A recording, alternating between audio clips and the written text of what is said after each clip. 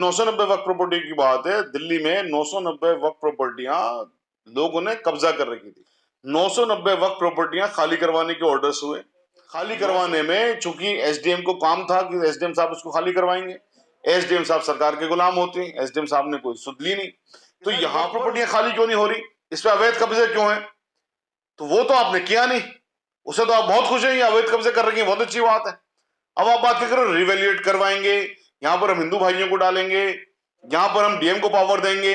तो आपका सीधा सीधा सा मंशा ये है कि जो कब्जे में है वो तो कब्जे में है ही, जो बची है वो भी खत्म हो जाए। रीवेरिफिकेशन करवा लीजिए आप, या कोई सा वेरिफिकेशन करवा लीजिए आप। रीवेरिफिकेशन का मतलब सिर्फ और सिर्फ ये है कि जो वक्फ बोर्ड की प्रॉपर्टियां हैं उन प्रॉपर्टियों को आपसे सरकार ने छीनने की कवायद शुरू कर दी। ये बिल पास हो जाता है, जो कि होगा नहीं किसी भी तरह से, तो फिर औकाफ एक पुराने जमाने की बात हो जाएगी, औकाफ हिस्ट्री की बात हो जाएगी। वक्फ कुछ होता था हिंदुस्तान में, इस बारे में एक इतिहास ये बन जाएगा। यानी कि वक्फ आपका खत्म हो जाएगा अगर ये बिल पास हो गया तो, पूरी तरह से खत्म हो जाएगा।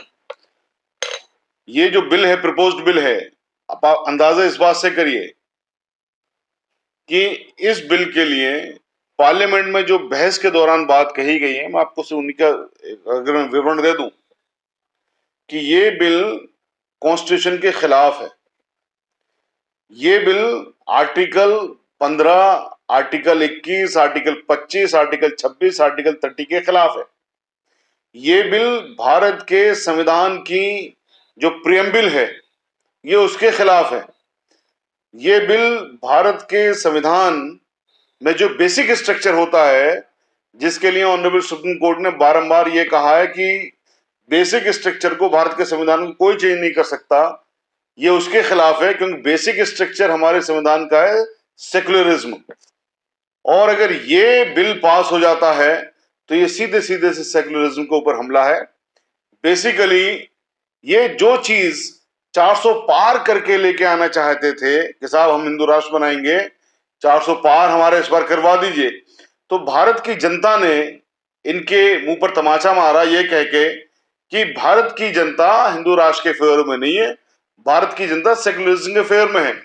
तो अब इन्होंने दूसरा एक रास्ता निकाला, बैकडोर से ये हिंदू राष्ट्र बनाने के लिए घुसे हुए हैं इसके अंदर।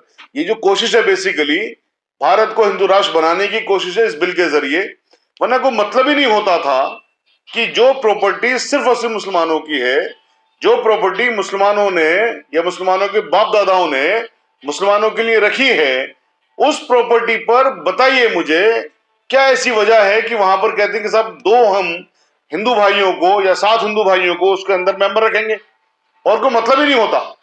मेरी प्रॉपर्टी में या मैं किसी हिंदू भाई की प्रॉपर्टी में क्या कोई हिंदू भाई मेरा नाम डालेगा, मुसलमान का नाम डालेगा? मतलब ही नहीं होता। ये जो जितनी भी वक्फ प्रॉपर्टी है हिंदुस्तान के अंदर, ये सारी की सारी मुसलमानों की प्रॉपर्टी है।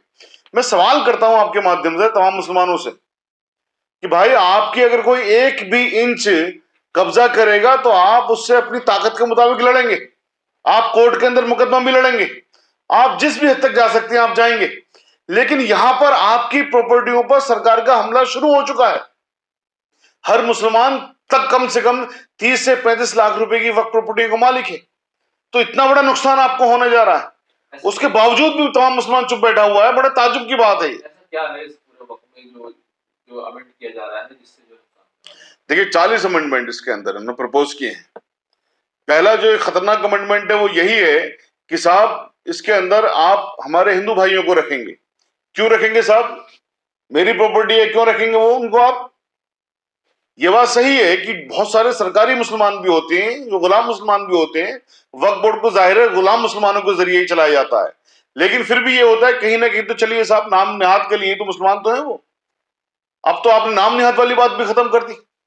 तो ये अपने आप में चूंकि गैर संवैधानिक है, ये अपने आप में सेकुलरिज्म के खिलाफ है, ये अपने आप में भारत के जो हमारी विविधता है, जो भारत में विविधता डाइवर्सिटी है उसके खिलाफ है। तो इसलिए जब उसके अंदर तमाम ये सब लोग आ जाएंगे, यानी कि मुसलमानों के अलावा दूसरे लोग आ जाएंगे, तो उनको तो रिलीजन के बारे में पता नहीं ना, इस्लाम क्या होता है, इस्लाम के टीनेंट्स क्या है, कुरान क्या कहता है, हदीस क्या कहती है। वो तो अपनी जो भी कुछ उनके पास दिमाग है, जो भी उनकी अपब्रिंगिंग है, उसके मुताबिक काम करेंगे। सिस्टम तो बनाना पड़ेगा। तो सर सिस्टम में आप हिंदू को कैसे लेके आएंगे, मुझे बताइए। कोई भी इस्लाम की जो चीजें हैं उनको मानने के लिए ईमान का होना बहुत जरूरी है। कुरान बार बार जितने भी आदेश देता है वो किसके लिए कहता है? ईमान वालों, ईमान वालों अपनी नजरें नीची कर लो, ईमान वालों किसी का हक मत मारो, ईमान वालों सबको उनका हक दे दो, ईमान वालों आप ये करो, ईमान वालों आप ये ना करो। तो तमाम ईमान वालों की हिदायत है। तो जो ईमान वाले नहीं हैं, जो वक्फ है, वक्फ कौन करता है? वक्फ करते हैं मुसलमान। और किसके लिए करते हैं? वक्फ करते हैं मुसलमान जो रिलीजियस कामों के लिए, चैरिटेबल कामों के लिए, सोशल कामों के लिए। अब जो चैरिटेबल है, सोशल है, उसमें तमाम लोग आ सकते हैं, कोई मसले की बात नहीं कि हिंदू नहीं आएंगे। जैसे अस्पताल खोला, अस्पताल में सबका इलाज होगा, कॉलेजेस खोली, यूनिवर्सिटी खोली, सबका इलाज होगा, हिंदुओं का भी इलाज होगा। लेकिन उसको चलाएगा कौन? प्रॉपर्टी किसकी है? प्रॉपर्टी तो मुसलमानों की है, चलाएंगे तो मुसलमान। तो उसमें अगर हमारे हिंदू भाइयों को दाखिल कर देंगे तो फिर हमारी प्रॉपर्टी कहां रही हो? और उसके अंदर फिर कुरान को मानने की और कुरान को जानने की बात कहां से रही? हदीस को जानने की, हदीस को मानने की बात क्या रही? एक बात ये कही गई है इस बिल में कि जो भी विवादित संपत्तियां हैं उनका वेरिफिकेशन होगा। तो इस पर क्या असर होने वाला है? देखिए, एक उन्होंने बात कही है सेक्शन 40 के ऊपर, बहुत ज्यादा उन्होंने हंगामा किया कि साहब सेक्शन 40 के जरिए वक्फ को पावर है, जिस प्रॉपर्टी को चाहे वो वक्फ पर प्रॉपर्टी बना लेते हैं।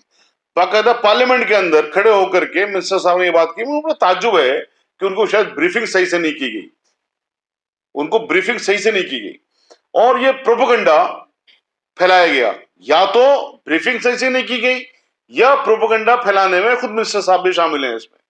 वो क्या है कि सेक्शन 40 पढ़ने से पहले सेक्शन 39 पढ़ोगे आप, जाहिर है 39 से आएगा पहले, 39 से पहले 38 भी आएगा, 38 से पहले 37 आएगा।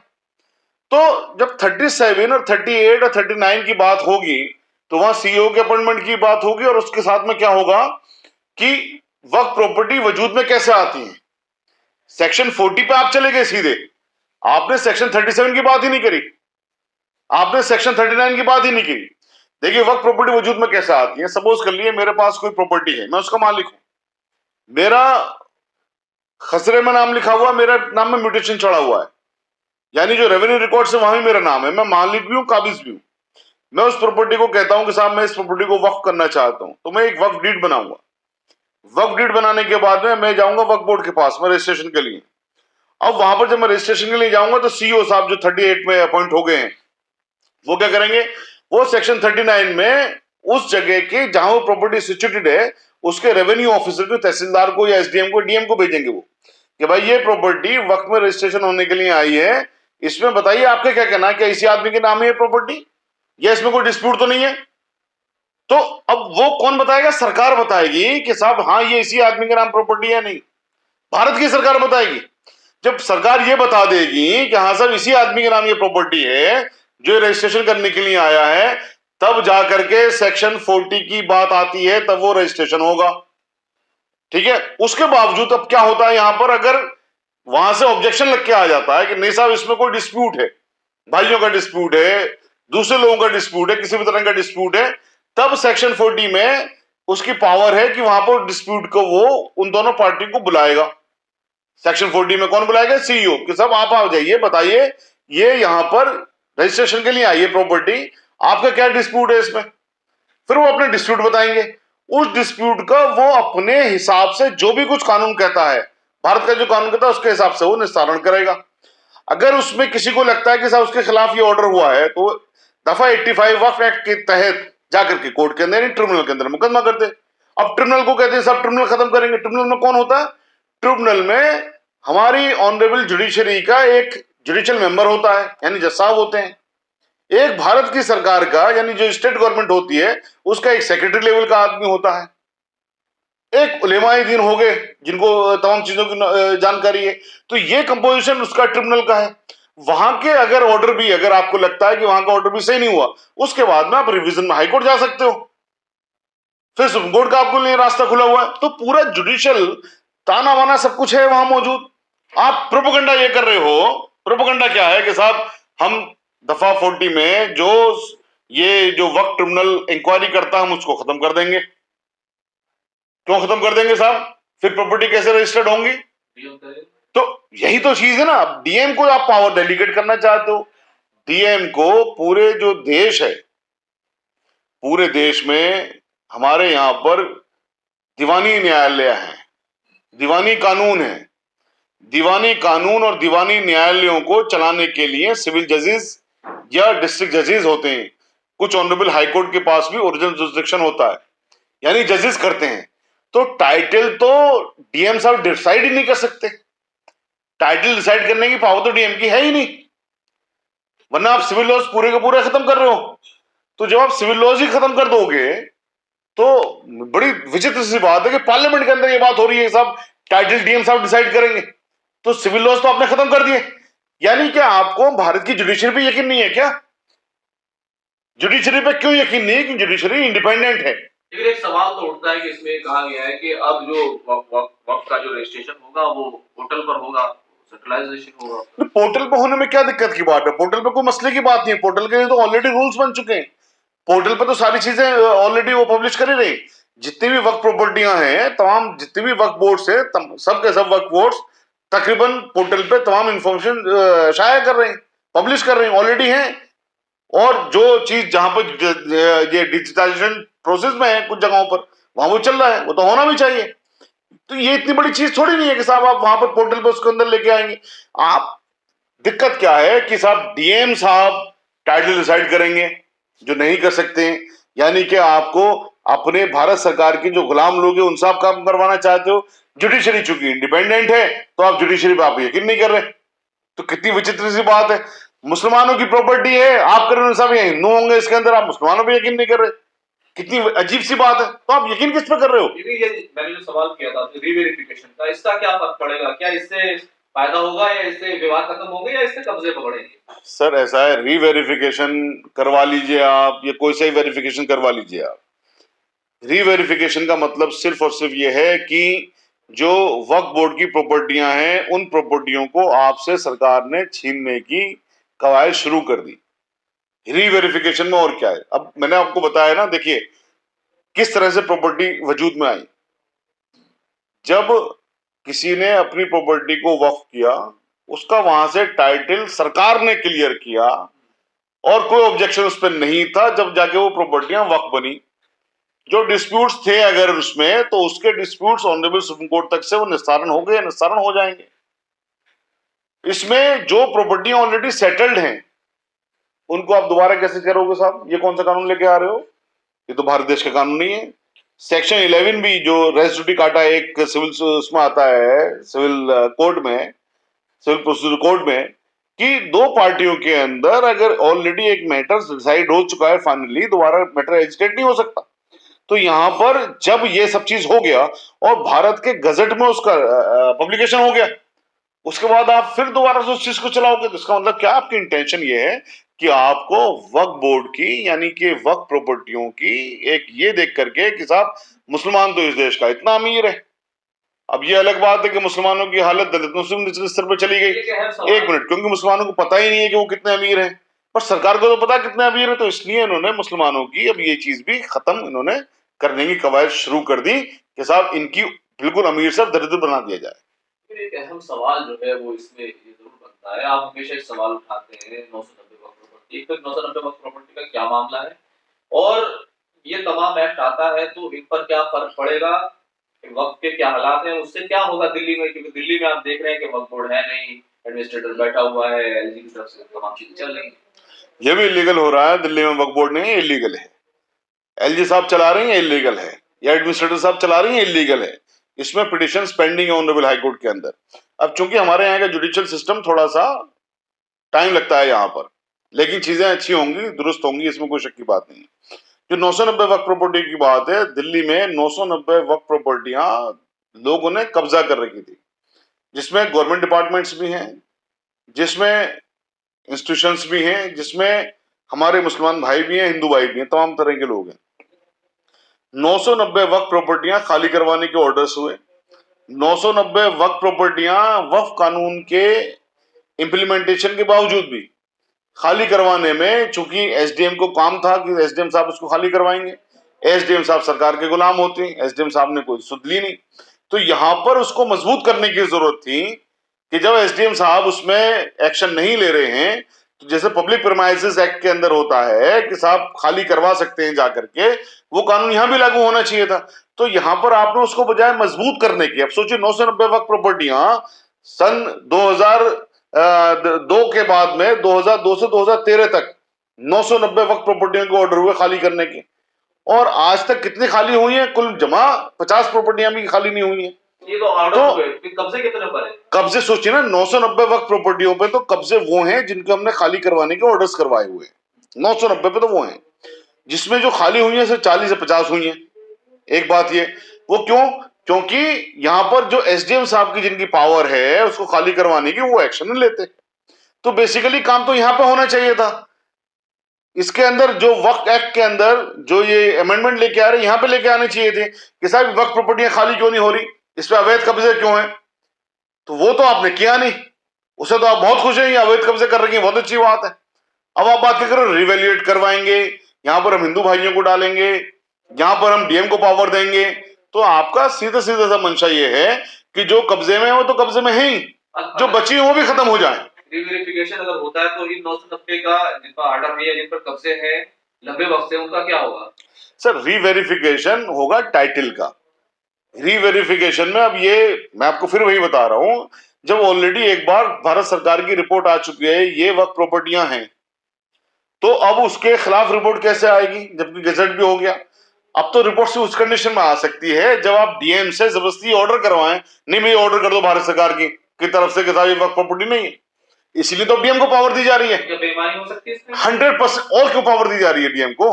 कि आपने एक तरफ तो कर दिया कि साहब इसको हम री इन्वेस्टिगेट करवाएंगे, दूसरी तरफ डीएम को पावर दे रहे हो।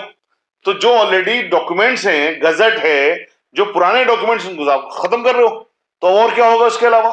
तो वक्त प्रॉपर्टियां, इसमें कोई शक की बात नहीं है कि हम लोग, या वक्त प्रॉपर्टियां थर्ड लार्जेस्ट प्रॉपर्टियां हैं, ठीक है, हिंदुस्तान के अंदर। लेकिन वो वक्त प्रॉपर्टियों का फायदा मुसलमानों को बिल्कुल भी नहीं होता है, ये एक अपने आप में सच्चाई है। अहम सवाल ये है कि अगर रीवेरिफिकेशन, डीएम को पावर, ये तमाम चीजें होती है, तो क्या वक्फ बोर्ड के अधिकारी इसमें साजिश कर सकते हैं, रेवेन्यू रिकॉर्ड गायब कर सकते हैं? क्या इस तरह की तमाम संभावनाएं एक बार फिर से बन जाएंगी कि कब्जे हो जाएं?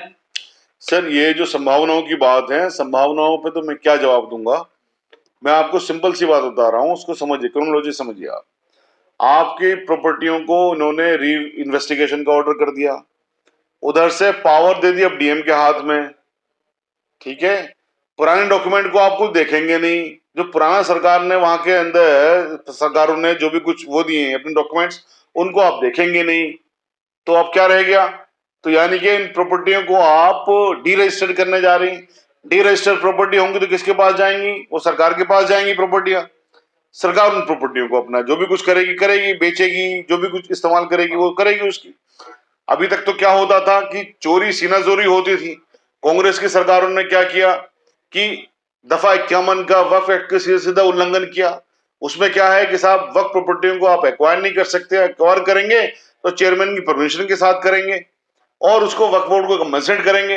अकेले दिल्ली में 320 प्रॉपर्टियां भारत की सरकार ने एक्वायर करी, कांग्रेस की गवर्नमेंट ने, एक में भी परमिशन वक्फ बोर्ड के चेयरमैन से नहीं ली और वक्फ बोर्ड को उन्होंने कंपनसेट भी नहीं किया। तो अब तक तो चोरी करते थे छुप करके, चोरी से चोरी करते थे। अब ये आए हम सब खुलेआम करेंगे। फर्क उनमें भी कोई नहीं था, उन्होंने कानून बड़े अच्छे बनाए लेकिन कानूनों का इंप्लीमेंटेशन बिल्कुल भी नहीं करा, बल्कि कानून की धज्जियां उड़ाई उन्होंने रख कर। अब ये आ रही हम सब कानून ही खत्म कर देंगे। अच्छा, आप क्योंकि वक्त के मामलों से जुड़े हुए हैं, बात हो रही है कि जो विवादित प्रॉपर्टियां हैं उनको सबसे ज्यादा इफेक्ट होगा, जिस तरह से आप बता रहे हैं। तो बगैर विवादित कितनी है और विवादित कितनी है, ये कितना बड़ा नंबर हो सकता है? सर जब आप इसको खोलेंगे, आप ये कहते हैं कि हम साहब तमाम प्रॉपर्टियों का दोबारा इन्वेस्टिगेशन करेंगे, तो आपने तो 100% प्रॉपर्टियां विवादित कर दी। 100% होगी ना अब तो खत्म। अभी तक क्या था, मैं दिल्ली की अगर बात करूं तो दिल्ली में 121 प्रॉपर्टीज को विवादित करते हैं, 123 123 प्रॉपर्टीज को विवादित कहती है। उसमें कहती है कि साहब हम दोबारा इन्वेस्टिगेशन करेंगे। अब वहां पर जो दरगाहें हैं या जो खानकाएं हैं या जो मस्जिद हैं, कब्रिस्तान है, वहां जाकर कहते हैं कि साहब ये प्रॉपर्टियां वक्फ नहीं है, उनके तमाम डॉक्यूमेंट्स अवेलेबल हो जाती हैं, वक्फ के हैं। तो अब तक तो खाली 121 को कर रहे थे, 123 को कर रहे थे, अब क्या है कि 100% प्रॉपर्टियों को द्वारा इन्वेस्टिगेट करेंगे पूरे हिंदुस्तान की। तो आप सोचिए क्या होगा। अब 123 प्रॉपर्टियों में से भी अच्छी खासी तो भारत की सरकार ले चुकी है ऑलरेडी, जिन प्रॉपर्टियों में लाल मस्जिद की जो एक लाल मस्जिद के चारों तरफ एक प्रॉपर्टी थी, बहुत बड़ा कब्रिस्तान था, बहुत बड़ा कब्रिस्तान था, वहां एक बड़ी आलीशान बिल्डिंग बनाई है भारत की सरकार ने, वो ले चुकी। और बंदूकों की संगीनों पे जाके लिए उस प्रॉपर्टी को कब्जा किया है। दिल्ली हाईकोर्ट के स्टे के बावजूद भी उसको कब्जा किया उन्होंने। उस लड़ाई को हमने खुद लड़ा है, आपने देखा भी होगा उसको। तो अच्छी खासी प्रॉपर्टियां ले चुकी है। या डीपीएस के बैक साइड में सीआरपीएफ की बिल्डिंग बनी है, सीआरपीएफ की बिल्डिंग बनी है।